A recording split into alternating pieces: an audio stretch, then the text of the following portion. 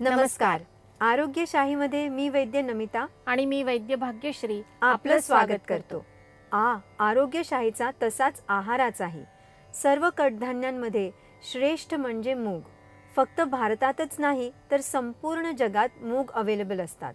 मूग गिळून गप्प बसणे असा वाक्प्रचार आपण वापरत असलो तरी मुगाची आरोग्य महती कितीही सांगितली तरी कमी पडेल अशी आहे. संस्कृतमध्ये मुगाला मुद्ग असं म्हटलं जातं. मोदते अनेन इति मुद्गः म्हणजे जे आनंद देतात ते मूग. तेव्हा मुद्ग या नावावरूनच मुगाची उपयुक्तता आपल्याला लक्षात येऊ शकते. हिरवे अख्खे मूग, छिलका मूग डाळ आणि मुगाची पिवळी डाळ अशा 3 प्रकारामध्ये मूग अवेलेबल असतात. पण सर्वात महत्त्वाचं म्हणजे मूग हे सर्व रोगामध्ये पथ्यकारक असतं. विशेषतः कोणत्याही प्रकारच्या जंतू संसर्गाला आटोक्यात आणण्यासाठी मुगासारखं दुसरं प्रभावी आहार द्रव्य शोधून सापडणार नाही. त्यामुळे सर्दी खोकला झालेला असो, ताप आलेला असो किंवा पोट बिघडलेला असो, औषधाच्या बरोबरीने किंबहुना औषध घेण्याचाही पूर्वी आहारात मुगाचा अंतर्भाव करणं, त्यासाठी मुगाचं कढण घेणं हे श्रेयस्कर असतं. मुगाचा वापर अनेक वेगवेगळ्या प्रकारांनी करता येतो.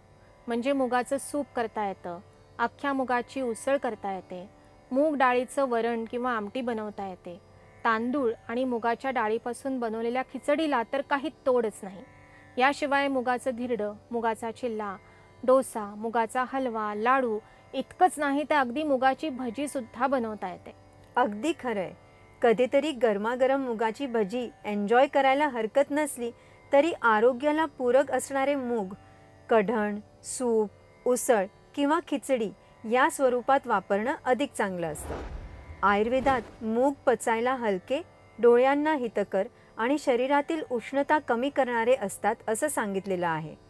रोजच्या आहारात इन्क्लूड करायच्या गोष्टींच्या यादीत चरकाचार्यांनी दुसऱ्या क्रमांकावर मुगाचा उल्लेख केलेला आहे. यावरूनही मुगाचं आरोग्यामधलं योगदान लक्षात येतं. आधुनिक विज्ञानानुसारही मूग हे प्रोटीनचा उत्तम स्रोत असतात. यामध्ये आयर्नसुद्धा प्रचूर मात्रेमध्ये असतं. मूग हृदयासाठी संरक्षक असतात. ज्यांच्या घरात हार्ट प्रॉब्लेम्सची हेरिडिटी आहे किंवा कमी वयात हाय ब्लड प्रेशरचं निदान झालेलं आहे, त्यांनी आमटी किंवा वरणाच्या रूपामध्ये आहारामध्ये मुगाच्या डाळीचा समावेश करणं अगदी उत्तम असतं. घरी बनवलेल्या साजूक तुपात थोडंसं जिरं, हिंग, हळद, लसूण आणि काळी मिरी टाकून बनवलेली मुगाची आमटी किंवा उसळ लागतेही अगदी छान. सध्या बऱ्याचदा सॅलड म्हणून कच्चे मूग आणि तेही स्प्राउट आणून खाण्याची पद्धत रूढ झालेली दिसते.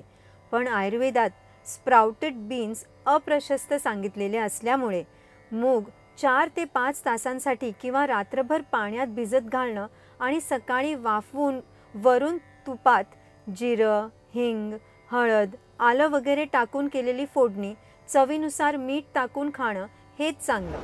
आहाराविषयी अशीच अजून उपयुक्त माहिती करून घ्यायची असेल तर पाहत रहा आरोग्यशाही लोकशाही मराठीवर.